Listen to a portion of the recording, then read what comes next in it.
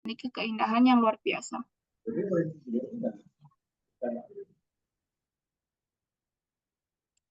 Nah, untuk selanjutnya ini ada desain konseptual. Di sini kami mengusung konsep green building dengan mengangkat tema neo-vernakular, yaitu penggabungan antara modern dan vernakular dengan sentuhan budaya lokal. Di sini kami menggunakan desain dengan fasad dengan motif batik khas Jawa Timur yang terbuat dari baja daur ulang dan bangunan di bagian fasad lain yang tidak didesain dengan batik khas Jawa Timur digunakan kaca dengan model curtain wall dari kaca insulasi. Untuk referensi gambarnya seperti pada layar ini.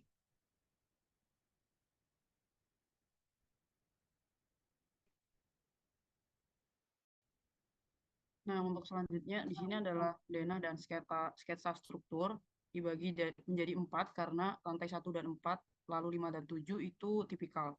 Untuk pada bagian basement di sini kami berikan untuk penempatan kolom dan balok memenuhi standar sekiranya tidak terlalu jauh dan tidak terlalu dekat. Lalu untuk lantai 1 dan 4 juga sama. Nah, untuk lantai 8 ini mengalami penyempitan dimensi karena menyesuaikan fungsi tata ruang.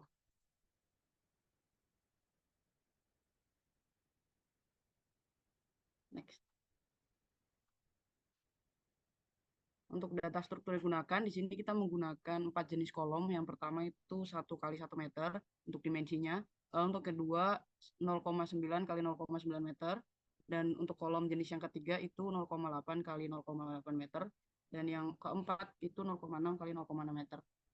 Nah, untuk balok sendiri kita di sini pakai 2 balok, balok anak dan juga balok induk. Nah, untuk balok induknya di sebelah kanan terdapat detailnya dengan ukuran sebesar 0,4 kali 0,7 dan untuk balok anaknya sendiri sebesar 0,35 dikali 0,5 meter. Next. Nah, untuk deskripsi lokasi, di sini kami menempatkan lokasinya di Malang karena lingkungan yang dirasa pas untuk kawasan geografi lokasi bangunan ini berada di luas 145,28 km persegi. Nah, untuk Kota Malang sendiri berada di bagian kabupatennya pada sisi selatan. Untuk lokasi yang kami pilih di sini cukup strategis karena berada di kawasan perkantoran, tempat pendidikan, dan pusat perbelanjaan. Untuk lokasi kondisi lingkungan sekitarnya itu masih cukup padat, akan tetapi masih terdapat lahan terbuka hijau serta pepohonan yang ada di sekitar lokasi, sehingga membuat suasana di sekitar itu terasa sejuk dan asri.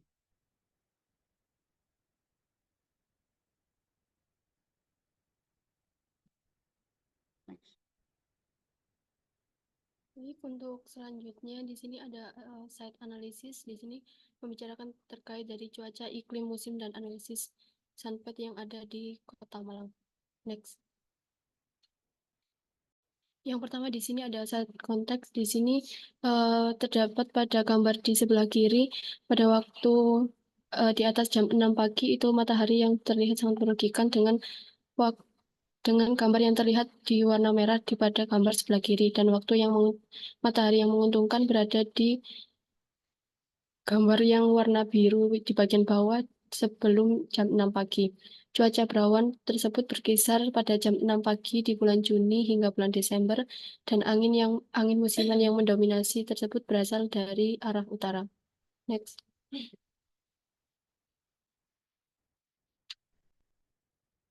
Kemudian di sini pada redesign ada climatization. Di sini untuk kondisi iklim Kota Malang mengikuti perubahan putaran 2 iklim, yaitu ada musim hujan dan musim kemarau. Dari hasil analisis pre-design ini tercatat pada tanggal 21 Desember sampai dengan 20 Maret dan 21 Maret sampai 20 Juni. Untuk musim kemarau di 21 Juni sampai dengan 20 September dan 21 September sampai dengan 20 Desember sesuai pada gambar di atas. Next. Kemudian untuk clim session di sini ada terkait kebutuhan untuk pemanas ruangan yang cukup kecil dibandingkan kebutuhan dari pendingin ruangan. Karena berada di kawasan yang beriklim tropis yang memiliki musim hujan, musim kemarau sepanjang tahun, untuk tingkat polusi udaranya tercatat sangat tinggi, seperti pada bagian bawah yang terlihat warna merah lebih banyak dibandingkan dengan medium dan warna kuning dan warna oranye. Sehingga diperlukan kesadaran dan tindakan nyata dari masyarakat untuk mengurangi polusi udara di sekitar Kota Malang tersebut. Next. Selanjutnya untuk architectural response dapat dilihat dari site analysis yang sudah dilakukan pada pre-design. Frekuensi terbanyak yaitu 91% jatuh pada keinginan untuk berada di luar ruangan. Nah, kondisi cuaca yang terjadi saat di luar ruangan ini cenderung hangat, tenang, dan juga tidak berangin, sehingga membuat manusia dapat menikmati cuaca yang ada di luar untuk melakukan aktivitas dengan nyaman. Next. Dari respon yang sebelumnya dapat kita pertimbangkan untuk take the inside outside. Jadi dalam hasil analisis tersebut, perilaku yang tepat pada gedung adalah perancangan bangunan dengan melakukan bukaan yang luas, seperti penggunaan pintu geser atau semacamnya untuk membuat koneksi visual dan akses langsung ruang dalam dengan lingkungan yang ada di luar. Selanjutnya, pemberian ruang teduh seperti kanopi, serta penggunaan rasio kaca yang lebih besar pada beberapa lokasi seperti jendela dan pemasangan penghalang cahaya yang baik untuk memaksimalkan cahaya yang masuk ke dalam ruangan. Next. Untuk selanjutnya itu ada releasing ratio. Dari hasil melalui pre-design, diketahui faktor yang mempengaruhi rasio kaca dari bagian utara, timur laut, timur, tenggara, selatan, barat daya, barat, dan tengah laut itu tidak jauh berbeda. Untuk jumlah sinar matahari yang terlalu panas dari arah utara itu lebih besar dibandingkan dengan arah yang lain. Oleh karena itu, diperlukan strategi untuk mengurangi perolehan sinar matahari dan yang digunakan untuk memaksimalkan jumlah kaca yang dapat digunakan, serta menambah penyeduh dan meningkatkan kinerja kaca surya yang dapat memberikan dampak besar. Untuk strategi optimalnya itu menggunakan kaca rangkap 3 rendah, 3 rendah E, non-logam, naungan besar, kaca bagus dengan glazing maksimumnya 90%. Selanjutnya untuk strategi tipikalnya itu menggunakan kaca tunggal yang bukan logam, kemudian naungan parsial, dan kaca dasar dengan glazing maksimum 20%. Next. Untuk shadingnya itu efektivitas strategi peneduhnya dari arah bagian utara, timur laut, timur, tenggara, selatan, barat daya, barat, dan barat laut juga tidak jauh berbeda. Terdapat 3 jenis shading device yang efektif untuk mengurangi jumlah panas yang berlebihan pada daerah yang kami ambil, yaitu Egg-Grade, Basal Soleil, dan Automate Blinds. Next.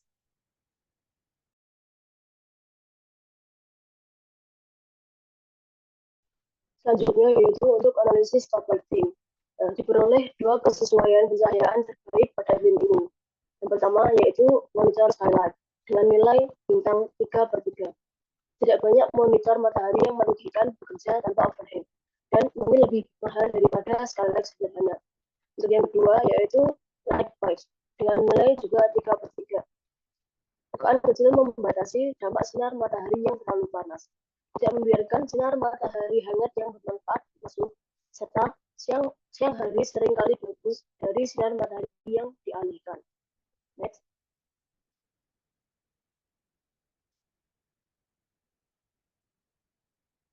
Kemudian analisis outside space.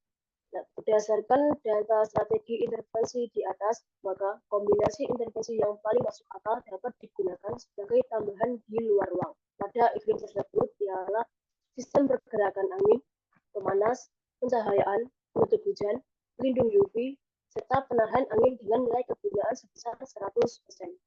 Pada persentase 40%, gunaan dari satu intervensi terbaik berupa pencahayaan.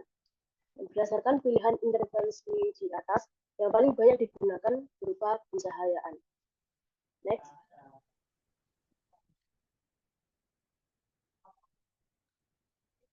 Oke, selanjutnya saya akan melanjutkan tentang master budget.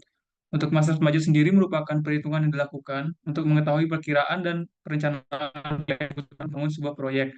Nah, dalam hal ini merupakan proyek konstruksi berupa hotel. Nah, untuk total pengeluarannya sendiri dihitung berdasarkan 7 komponen, Yang pertama pengadaan tanah, proyek fisik, biaya konstruksi bangunan, perlengkapan bangunan, biaya perangkat bangunan, biaya profesional, dan juga biaya administrasi. Nah, 7 komponen ini dihitung berdasarkan biaya yang dibutuhkan per pekerjaan tiap komponen yang diperlukan. Untuk pengadaan tanah, proyek fisik, dan juga biaya konstruksi bangunan itu dihitung per meter perseginya. Sementara untuk perlengkapan bangunan itu dihitung per berapa yang dibutuhkan. Nah, selanjutnya untuk biaya perangkat bangunan, biaya profesional, dan juga biaya administrasi dihitung berdasarkan berapa persen dari biaya konstruksi bangunan. Nah, berdasarkan dari 7 komponen ini, setelah dihitung, didapatkan total pengeluaran sebesar 135 miliar 209 juta 212.450. Selanjutnya. Oke, lebih jauh, master budget ini juga memperhitungkan mengenai perkiraan pendapatan yang akan didapat dari sebuah proyek yang akan dibangun. Nah, untuk kemudian akan diperkirakan berapa lama waktu yang dibutuhkan agar sebuah proyek ini balik modal. Nah, setelah kami hitung, terdapat 3 komponen yang menjadi pendapatan, yakni yang pertama pendapatan sewa area publik, yang kedua pendapatan sewa unit hotel, dan yang ketiga pendapatan publik hotel.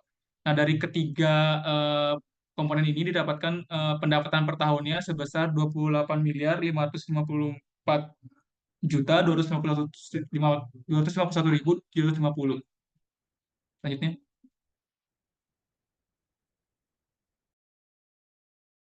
Selanjutnya itu setelah menghitung tadi biaya pengeluaran dan pendapatan, kemudian ditetapkan untuk biaya tetapnya.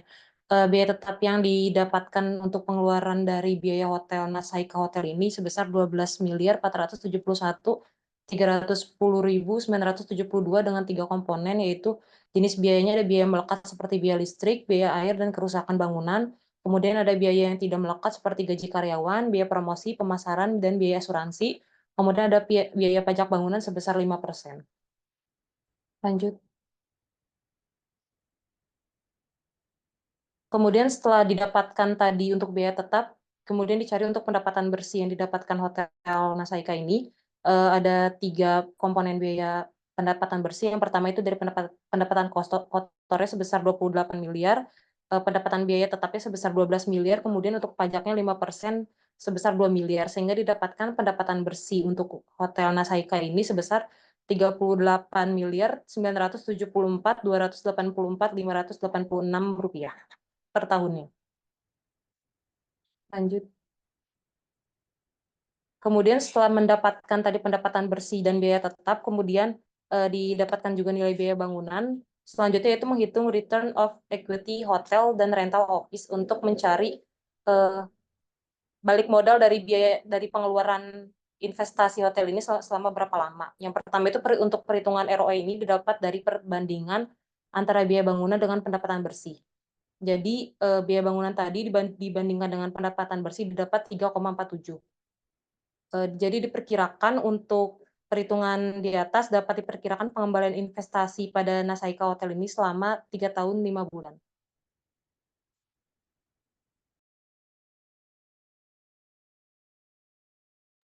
Terus selanjutnya di sini ada tampak arsitektural dari gambar. Yang pertama di sini ada tampak keseluruhan dari luas lahan dan bangunan itu sendiri. Lalu berikutnya ada next. Di sini ada dana struktural dari hotel itu sendiri. Lalu next. Nah, di sini ada gambar potongan dari Hotel Niasika. Lalu next.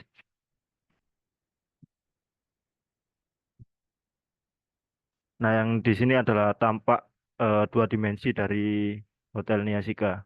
Di sini ada tampak belakang, tampak depan, tampak atas, dan tampak samping. Next.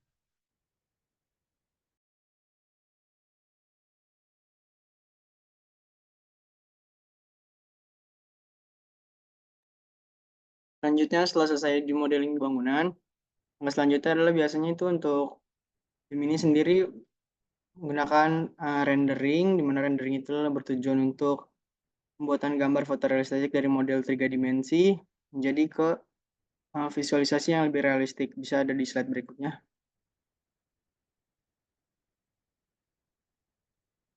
Next slide. Nah, berikut untuk hasil visualisasi renderingnya, di mana ada tampak dari bangunannya, ada tampak juga dari interior, dan bagian dari platformnya juga. Selanjutnya next.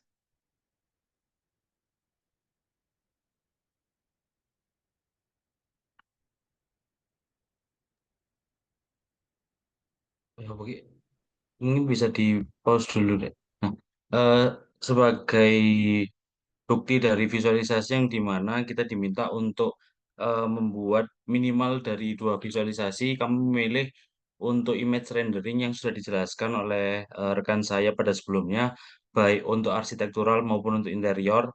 Dan kami memilih visualisasi yang lainnya berupa video animasi. Di sini mungkin untuk video animasinya bisa ditampilkan setelah ini, tapi memang untuk video visualisasi yang kami gunakan menggunakan aplikasi Enscape sebagai rendering animasi videonya, karena pada penggunaan aplikasi Archicad yang kami gunakan sempat mengalami kendala, yaitu pada device yang kami gunakan itu tidak bisa untuk merendering beberapa footage karena memang dari device yang kami punya tidak mumpuni untuk membentuk rendering dari video gedung yang sudah kami modeling. Nah, mungkin setelah ini bisa di-play terlebih dahulu untuk visualisasinya.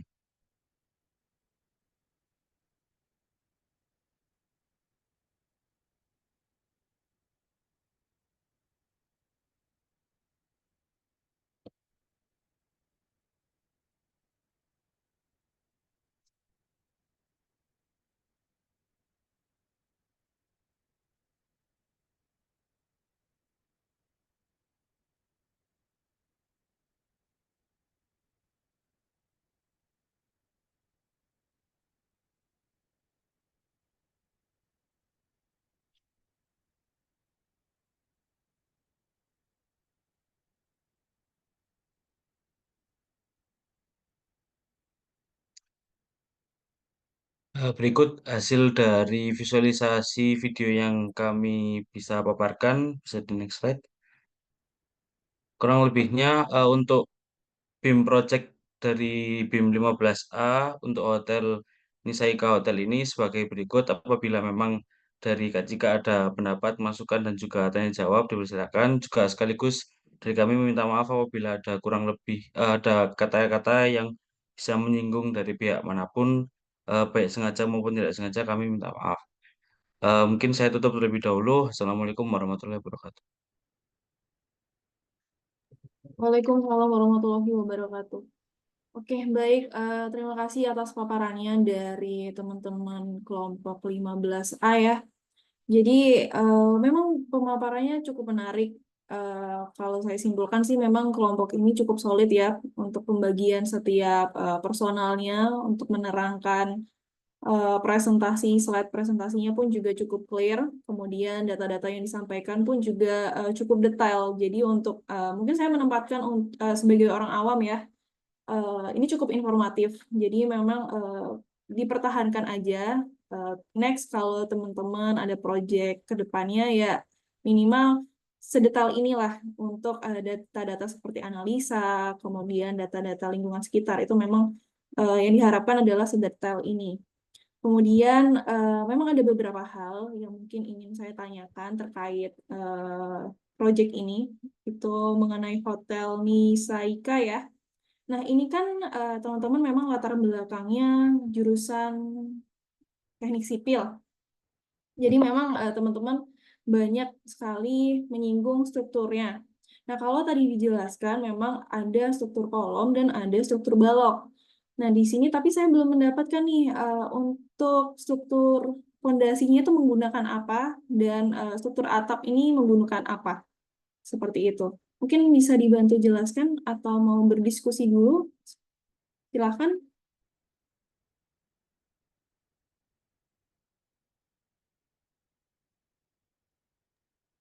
Mungkin saya izin menjawab, Kak. Mungkin Oke, yang baik. dari pertama yang ditanyakan itu masalah pondasi dan Ya. kedua masalah atap. Mungkin yang pertama dari kami sebenarnya masalah konstruksi dari bangunannya sebenarnya dari konsep mungkin ada dari fondasi, cuman bagian dari pembuatan atau rekayasa dari pembuatan bangunannya yang tidak ada. Kalau dari bangunan sendiri ini menggunakan fondasi eh, pile cap dari kepanjangan dari bangunannya. Mungkin dari desainnya saja yang belum ada. Memang dari kami nggak mencukupi waktunya saja. Dan untuk penggunaan atap dari kami menggunakan atap dak beton. Jadi tidak ada spesifik yang menggunakan rangka atau segala macam. Kami hanya menggunakan dari plat dari atap tersebut secara langsung. Mungkin kurang lebih seperti itu. Baik, terima kasih untuk jawabannya. Nah, ini pertanyaan follow up ya. Nah, untuk kedalaman fondasinya berapa ya untuk pile cap-nya? Soalnya kan kalau dilihat memang ini struktural banget. Kemudian ketinggian hotelnya ini ada yang sampai 2, 3, 4, 5, 6, 7, 8 ya. 8 lantai ya, paling tinggi. Iya kan, 8 lantai. Untuk kedalaman Dan pile untuk cap-nya sendiri, rencananya itu di ukuran dalam 15 sampai 25. Jadi untuk rencana itu maksimal di kedalaman 25 meter dengan rencana yang terpendek itu dengan kedalaman 10 meter. oke, Dengan baik. diameter pile cap sebesar 60 cm. Pile cap 60 cm, oke. Oke, terima kasih atas jawabannya. Mungkin saya boleh dibantu tunjukkan untuk Dena, karena saya mau melihat grid pada bangunannya.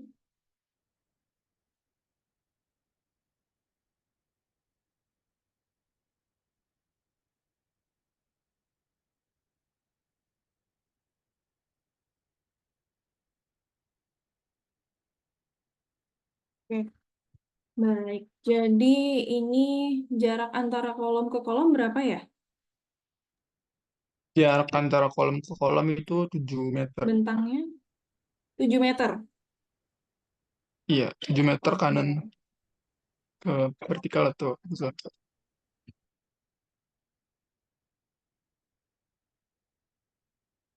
Oke, yang paling lebar 7 meter. Kemudian kolomnya pun kalau tadi tipe 1 ukuran berapa? 100 ya? 100 cm atau? Tipe 1 ukuran 1 meter. Oke, bisa. Oke, baik. Sudah clear ya. Jadi kalau saya lihat memang balok dan kolomnya memang sudah sesuai dengan kriteria pada bangunan. Kemudian kalau pondasi memang sesuai teman-teman yang bilang memang belum ditampilkan ya untuk detailnya seperti apa. Jadi memang saya tanyakan hal tersebut, tapi sudah cukup clear karena teman-teman juga sudah menjelaskan tipe pondasi yang digunakan apa dan jenis kedalamannya pun juga apa. Kemudian ada sebentar. Oke, ada satu pertanyaan lagi mengenai alur kendaraan yang masuk pada site atau proyek kalian, tapak kalian itu seperti apa?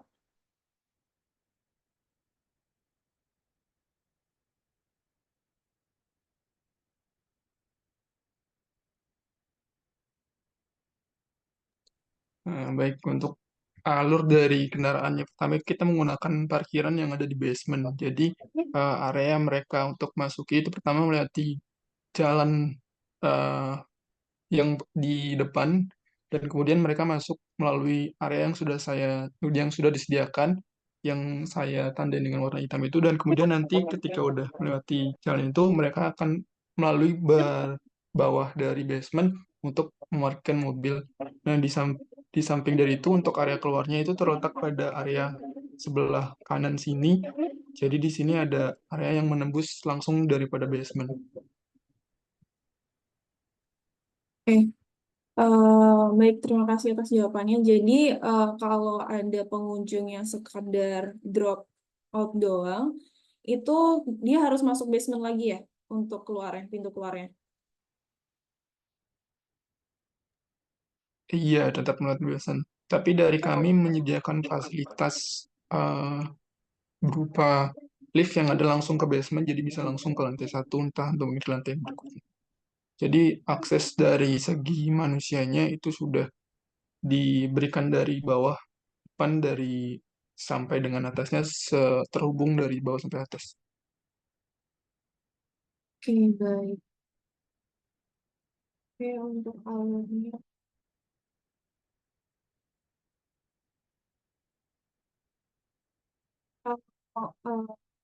Sebetulnya ini untuk secara desain bangunan sudah cukup menarik ya untuk bangunan hotel. Bukan bentuk bangunannya bukan bentuk hotel seperti pada umumnya. Jadi memang ini kalau dari segi arsitektural pun juga menarik. Tapi mungkin sebagai masukan saja untuk zoning keluar masuk kendaraan itu sebaiknya dipermudah. Jadi ketika kita ingin drop out seperti kendaraan publik, entah taksi atau entah Grab atau Gojek dan lain sebagainya, itu diharapkan langsung keluar. Jadi nanti aksesnya dia tidak dimasukkan ke dalam basement. Jadi bisa langsung masuk, kemudian langsung juga keluar. Mungkin di area basement ini sebelah kiri itu kan ada yang turun tuh, basement turun. Nah, mungkin langsung dibukakan di bagian sebelah kirinya ini aja. Nanti itu langsung dibuat outnya. Jadi ada dua opsi antara dia masuk parkiran ke bawah atau dia bisa langsung keluar. Seperti itu. Tapi untuk dari segi penataan untuk arah kendaraan dan bangunannya saya rasa sudah cukup menarik sih dan bisa dipertimbangkan ke depannya lah. Begitu. Oke. Nah, saya ada pertanyaan lagi. Kalau tadi kan disinggung tema yang diambil itu green building dan neo vernacular ya. Kemudian akan mengusung beberapa mungkin bisa ditampilkan.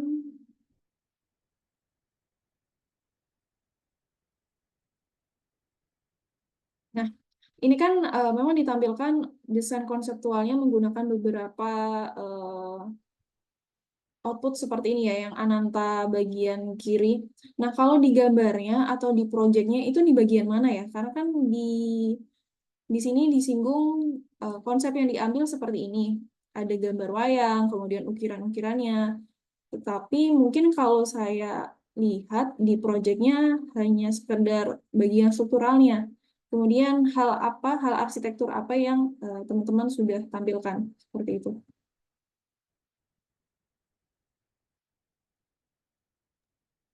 Nah, izin jawab, Kak. Mungkin Oke, dari silakan. segi konsep bisa saya terangkan seperti yang tertera di PPT. Tetapi dari segi visualisasinya, memang dari kami tidak mencapai hal itu. Mungkin dari yang bisa kami capai hanya dari sisi penampilan dari fasadnya yang menggunakan kaca saja. Dan beberapa area yang emang ada area untuk tamannya sendiri. Mungkin dari bagian dari fasad yang berbentuk seperti ini dan dari wayangnya itu belum terrealisasikan karena kami juga bukan dari basic arsitektur yang mampu menguasai itu. Jadi beberapa hal yang tidak bisa kami kerjakan, beberapa dihilangkan, jadi beberapa yang kami maksimalkan yang bisa kami kerjakan saja. Kurang lebih seperti itu. Baik. Terima kasih atas jawabannya. Tapi mungkin bisa balik ke gambar 3D-nya.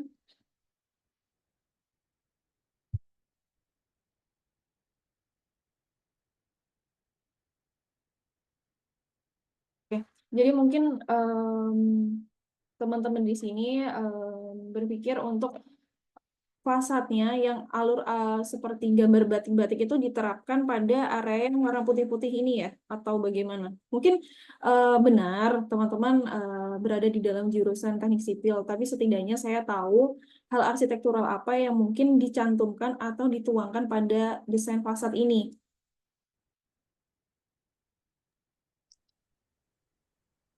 Baik, untuk yang rencananya emang dari sisi paling depan itu yang waktu pintu masuk, kami pengen menambahkan itu di bagian sana.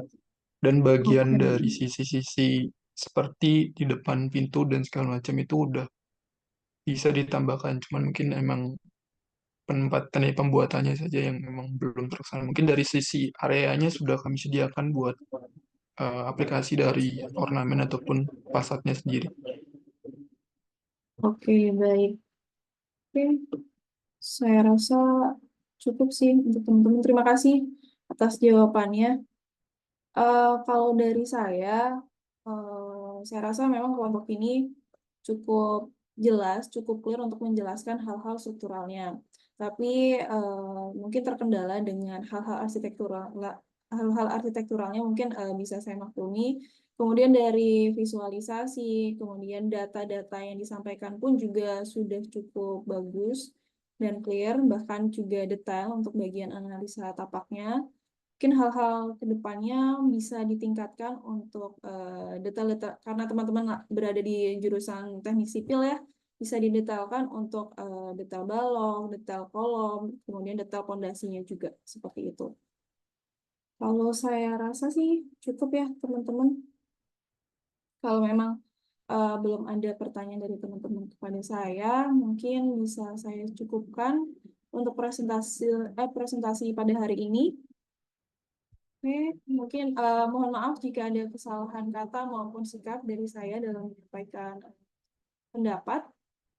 Mungkin akhir kata saya tutup untuk presentasi kita hari ini.